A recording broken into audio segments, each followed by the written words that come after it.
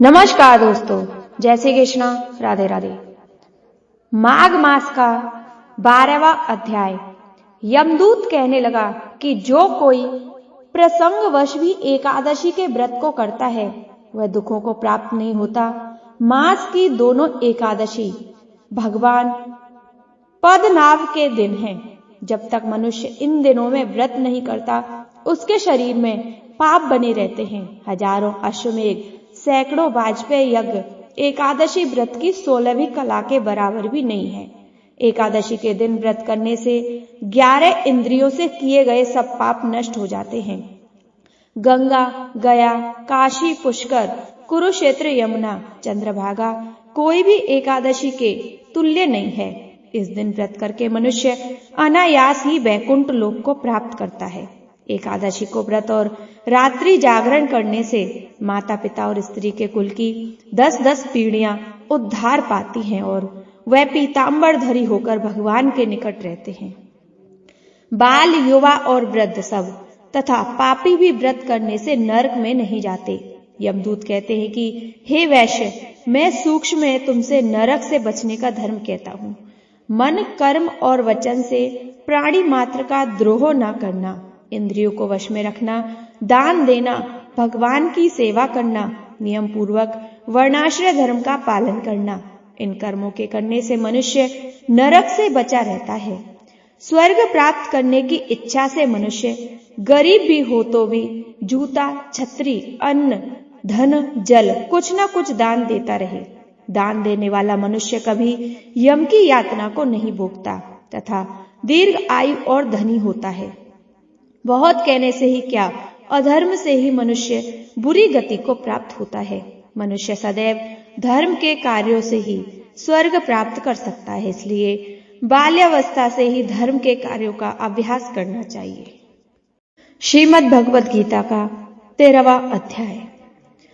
विकुंडल कहने लगा, तुम्हारे वचनों से मेरा चित्त अति प्रसन्न हुआ, क्योंकि सज्जनों के वचन सदैव गंगाजल के सदृश पापों का नाश करने वाले होते हैं। उपकार करना तथा मीठा बोलना सज्जनों का स्वभाव ही होता है। जैसे अमृत मंडल चंद्रमा को भी ठंडा कर देता है। अब कृपया करके यह भी बताइए कि किस प्रकार मेरे भाई का नरक से उद्धार हो सकता है। तब दूत कुछ देर ज्ञान दृष्टि से विचार कर मित्रता रूपी रस्से से बंधा हुआ बोला, हे वैश्य, यदि तुम अपने भाई के लिए स्वर्ग की कामना करते हो तो जल्दी ही अपने 8 जन्म के पुण्य फल को उनके निमित्त अर्पण कर दो। तब विकुंडल ने कहा, हे दूत, वह पुण्य क्या है और मैंने कौन से जन्म में और कैसे किया, सो अब बताओ, फिर मैं अपना पुण्य अपने भाई को दे दूंगा। दूत कहने लगा, हे वैश्य, सुनो, मैं तुम्हारे पुण्य की सब कथा कहता हूँ। पूर्व समय में मधुवन में शाल्की नाम का ऋषि था। वह बड़ा तपस्वी, ब्रह्मा के समान तेज वाला था। नवग्रह की तरह उसकी स्त्री रेवती के 9 पुत्र थे, जिसके नाम ध्रुव, शशि, बुध, तार, ज्योतिमान थे। इन 5 ने गृहस्थाश्रम धारण किया तथा निर्मोह, जितमाय, ध्याननिष्ठ और गुणाते ये चारों संन्यास ग्रहण कर वन में रहने लगे। यह शिखा सूत्र से रहित पत्थर और सोने को समान समझते थे। जो कोई अच्छा या बुरा उनको अन्न देता वही खा लेते और कोई कैसा भी कपड़ा दे देता उसको ही पहन लेते। सदैव ब्रह्मा के ही ध्यान में लगे रहते।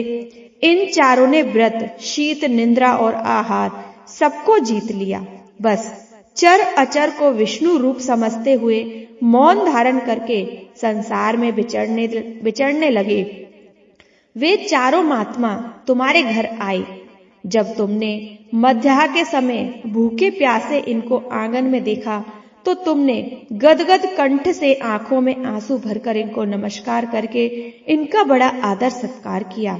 इनके चरणों को धोकर बड़े प्रेम से तुम इनसे कहने लगे, आज मेरे अहो भाग्य हैं, आज मेरा जन्म सफल हुआ, मुझ पर भगवान प्रसन्न हुए, मैं सनाथ हुआ, मेरे माता पिता, पत्नी, पुत्र, गौ आदि सभी धन्य हैं जो आज मेरे हरि के सदृश आपके दर्शन हुए। सो है वैश्य, इस प्रकार तुमने सदा से उनका पूजन किया और चरण धोकर जल को मस्तक से लगाया।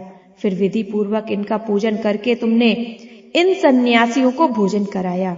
इन सन्यासियों ने भोजन करके रात को तुम्हारे घर में विश्राम किया और ब्रह्मा के ध्यान में लीन हो गई। इन सन्यासियों के सत्कार से जो पुण्य तुमको मिला सो मैं भी कहने में असमर्थ हूं, क्योंकि सब भूतों में प्राणी श्रेष्ठ है। प्राणियों में बुद्धि वाले, बुद्धि वालों में मनुष्य, मनुष्यों में ब्राह्मण, विद्वानों में पुण्यात्मा और पुण्यात्माओं में ब्रह्म ज्ञानी सर्वश्रेष्ठ है। ऐसी ही संगति से बड़े बड़े पाप नष्ट हो जाते हैं। यह पुण्य तुमने अपने पहले 8वें जन्म में किया था। सो यदि तुम अपने भाई को नरक से मुक्त कराना चाहते हो तो यह पुण्य दे दो। सो दूत के ऐसे वाक्य सुनकर उसने प्रसन्न चित्त से अपना पुण्य अपने भाई कुंडल को दे दिया और वह नरक से मुक्त हो गया। दोनों भाई देवताओं से पूजित किए गए। तब दूत अपने स्थान को चला गया। इस प्रकार वैश्य के पुत्र विकुंडल ने अपना पुण्य देकर अपने भाई को नरक की यातना से छुड़वाया। सो हे राजन, जो कोई इस इतिहास को पढ़ता या सुनता है वह 1000 गोदान का फल प्राप्त करता है। माघ मास का 14वां अध्याय। कार्तवीर्य जी बोले, हे विप्रश्रेष्ठ, किस प्रकार एक वैश्य माघ स्नान के पुण्य से पापों से मुक्त होकर दूसरे के साथ स्वर्ग को गया सो मुझसे कहिए। तब दत्तात्रेय जी कहने लगे, जल स्वभाव से भी उज्ज्वल, निर्मल, शुद्ध, मलनाशक और पापों को धोने वाला है। जल सब प्राणियों का पोषण करने वाला है, ऐसा वेदों ने कहा है।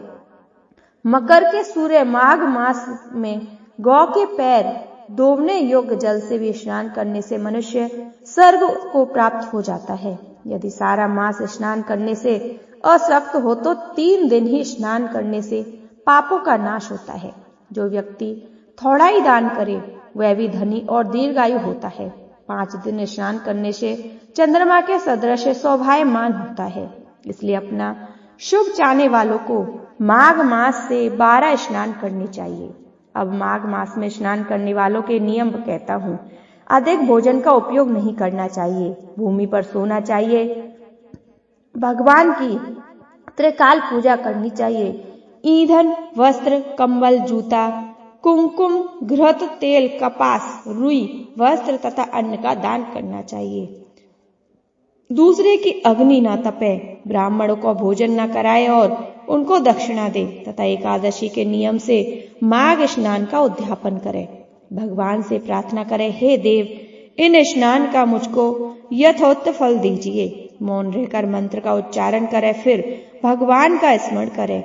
जो मनुष्य श्री गंगा जी में माघ में स्नान करते हैं वे 4000 युग तक स्वर्ग से नहीं गिरते।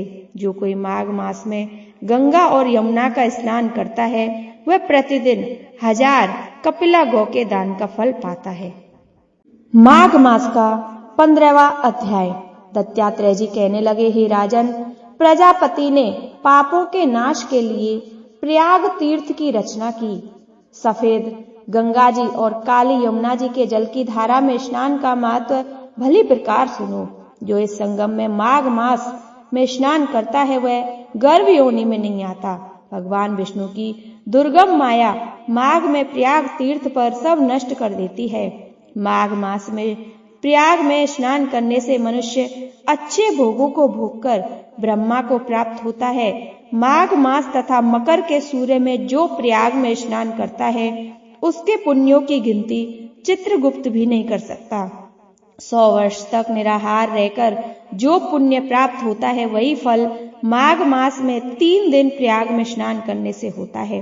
जो फल 100 वर्ष तक योगाभ्यास करने से मिलता है, जैसे सर्प पुरानी कैचुली को छोड़कर नया रूप ग्रहण कर लेता है, वैसे ही माघ मास में स्नान करने से मनुष्य पापों को छोड़कर स्वर्ग को प्राप्त होता है। परंतु गंगा यमुना के संगम में स्नान करने से हजारों गुना फल मिलता है। हे राजन, जिसको अमृत कहते हैं वह यह त्रिवेणी ही है।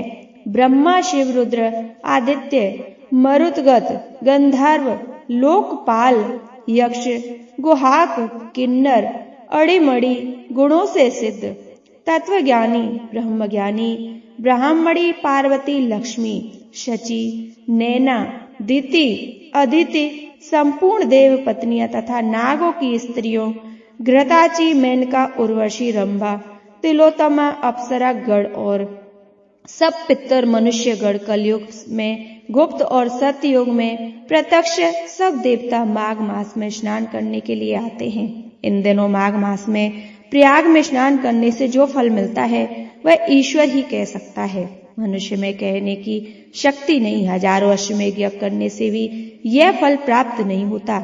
पूर्व समय में कांचल मालिनी ने इस स्नान का फल राक्षस को दिया था और इससे वह पापी मुक्त हो गया था।